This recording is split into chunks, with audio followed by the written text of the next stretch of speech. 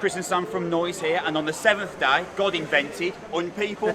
So just headline Noise. Dude, that show went hard, man. That was so sick. Much. Appreciate it. I can't talk about too much behind the scenes, so I think I'd be in trouble with Jack. Okay. But when Jack told me that the original band that I really wanted to choose the headline weren't going to, because he chose Unpeople instead, I hadn't listened to Unpeople. Oh, okay. And then I listened to them, and I said, great decision. Oh, thank you. But at the same time, I thought, right, who's writing the for fans off for this band? Oh, Because really? you've got the thick edge of Royal Blood, you've got the kind of tempo of the Dirty Nail, and you've got the huge choruses of Green Day. So I've got to ask, thank you so much. who are your musical Dude.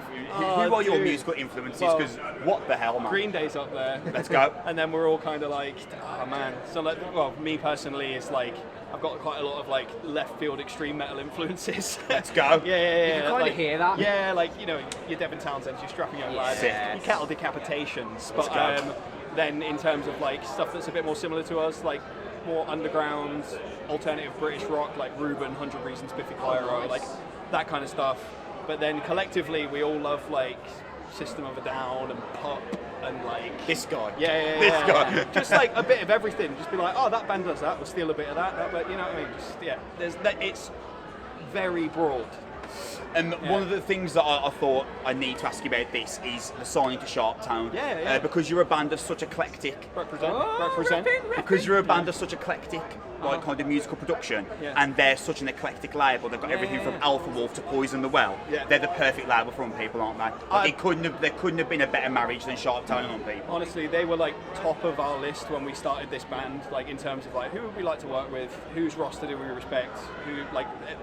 Mainly it's the people that work there though, like Barley, who basically gave us this shot. Nathan Barley, he's just like, he's an amazing person to be working with, and the whole team at Sharptone as well. It's just like we've got a lot of friends who are in bands who've had great experiences on that label before we got signed, and yeah, it's just a fucking dream come true. Like honestly, yeah, to take a punt on us.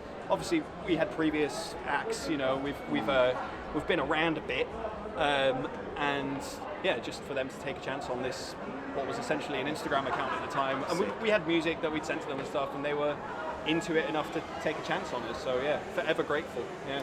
One of the most striking things about Unpeople for me isn't just the music. Yeah. It's the way that you kind of satirical like lyrics juxtaposed by like the production in terms of the artwork and the videos, which I think is really interesting. Like you look at The Gardeners, it's like really colourful, beautiful video that kind of opposes the dark lyrical content. Yeah. Is that like a purposeful, like you want to do something unique and satirical around this dark lyrics versus beautiful, colourful artwork? I'd say it's relatively intentional. I'd say it's not like it wasn't like a mission statement or anything like that, but it was kind of like.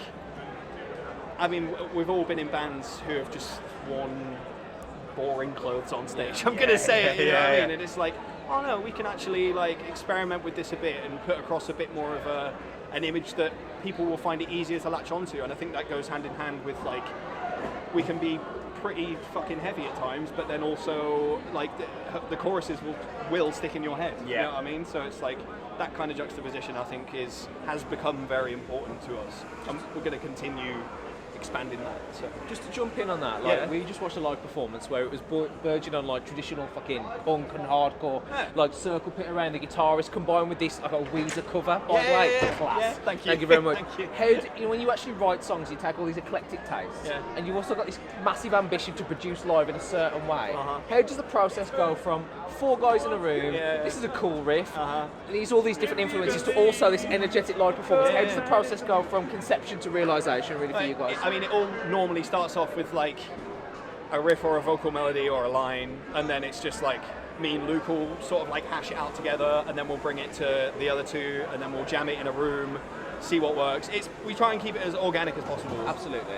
A lot of the earlier stuff was written with just me and Luke because we didn't even have a fucking lineup yet, you know. So like that was that. But for writing for the next release, it's been a lot more collaborative, and it's really nice just having that synergy. And we're very lucky to be able to like write stuff, play it together in a room. Like we want to try and keep the laptop out of it until like we know that it feels good in a room, because I mean, but you can feel that chemistry live. Definitely. If you jump from genre to genre, you can almost hear like, oh, something from you, something from you, something from this sort of segment, or that sort of thing, and that sort of collection together, and like that chemistry is so apparent when you play it live. Thank you. I'm glad it comes across. We do like pride ourselves on trying to be, trying to replicate this music live as faithfully as possible. Absolutely. But with it still having some sort of like a rock and roll, things could fall off at any moment kind of element to it. Chaotic energy. Yeah, because like a lot of stuff's pretty slick now, and although I'd say that our set is like, it's become pretty refined over the last year, there's still an element of like, which I think people miss, I'm going to write that in the review. Yeah, you should. An element of whoa! Key quote right there. Absolutely. It's 11 p.m. and you want to go home. So Yeah, I've got to send us into the sunset with you just headlined the festival, so how can I not ask you this?